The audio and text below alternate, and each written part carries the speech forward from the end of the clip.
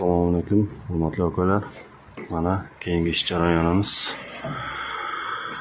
Fasaddagi eski kafillarni yechib qaytadan qilib beramiz.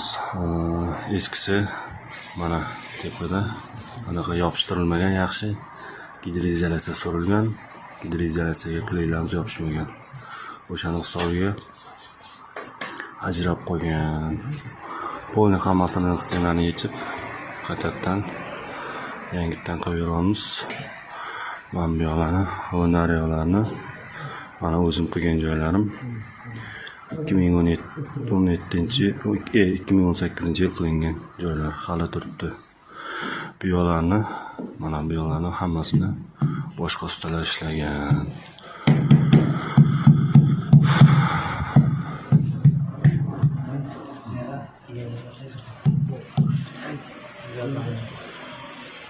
İşimizga nima deysizlar?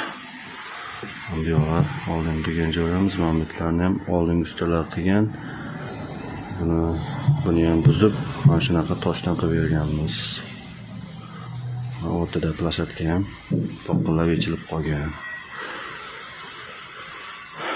Yana bir ikkita holida mayda joylari bor.